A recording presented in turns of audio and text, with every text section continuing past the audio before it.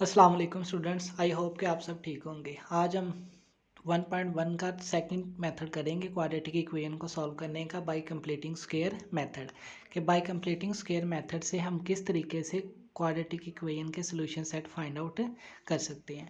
तो to solve the quadratic equation by this method we follow the 4 steps. 4 steps को follow करते हुए किसी भी क्वाड्रेटिक इक्वेशन का सॉल्यूशन सेट फाइंड आउट किया जा सकता है। Number 1, we make the coefficient of x square is 1।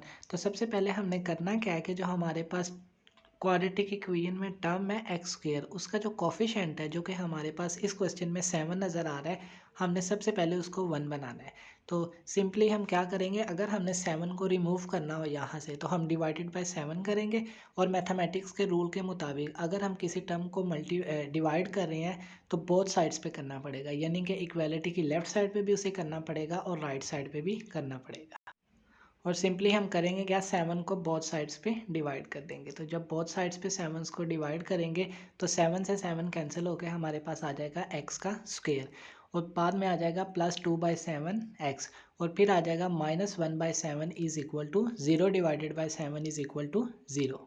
Then इसके ऊपर हम सेकंड स्टेप अप्लाई करेंगे जो कि हमें कह रहा है कि move the constant term on right side. फिर हम क्या करेंगे कि जो हमारे पास इक्वेशन में कांस्टेंट टर्म मौजूद है हम उसको राइट साइड पे मूव कर देंगे। और इस क्वेश्चन में जो हमारे पास कांस्टेंट टर्म थी वो -1/7 थी, जो कि इक्वालिटी की दूसरी साइड पे आके प्लस का 1/7 हो जाएगी।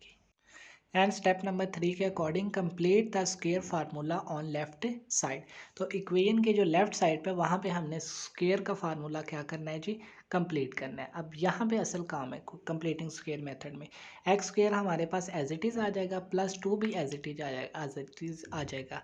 और फार्मूले के अकॉर्डिंग फर्स्ट टर्म हमारे पास एक्स है और सेकेंड टर्म हमारे पास मौजूद नहीं है। तो हमने करना क्या है कि सिंपली आपने करना क्या है कि सेकेंड टर्म को बनाना है यहाँ पे।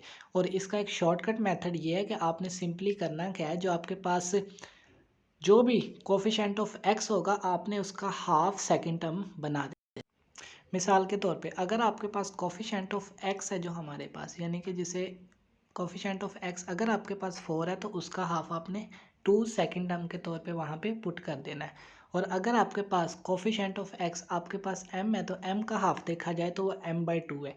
इसका मतलब है कि ऐसा क्वेश्चन जिसमें m हमारे पास कोफिशिएंट ऑफ x है उसको आपने रिप्लेस, उसके सेकंड टर्म जो होगी वो आपने m/2 पुट कर देनी है।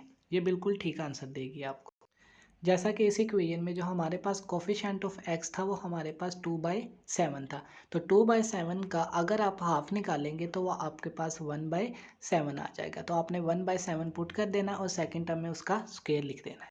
तो जब आप फार्मूला कंप्लीट करने के लिए 1/7 का स्क्वायर खुद से ऐड करेंगे तो इक्वालिटी इक्वेशन को बैलेंस करने के लिए आपको उसको माइनस भी करना पड़ेगा।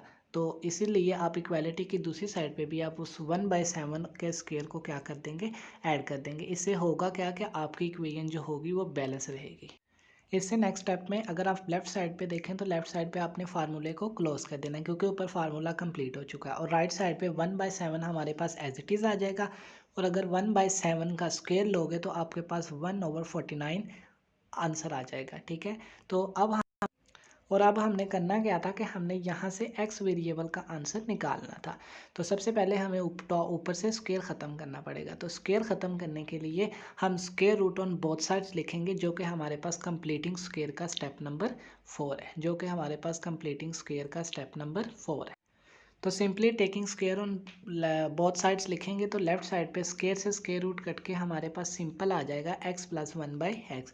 और राइट साइड पे अगर हम 8 का स्क्वायर रूट लेंगे तो वो हमारे पास आ जाएगा +2 स्क्वायर रूट 2, और डिवाइडेड बाय 49 का अगर स्क्वायर रूट लेंगे तो वो हमारे पास 7 आ जाएगा। अब इक्वालिटी की राइट साइड पे जो हमारे पास टर्म आएगी वो एक मरतबा पॉजिटिव में और एक मरतबा नेगेटिव में आएगी। तो सिंपली उससे नेक्स्ट स्टेप में हमने करना क्या है कि हमने उस टर्म को एक मरतबा पॉजिटिव में लिख देना और एक मरतबा नेगेटिव में।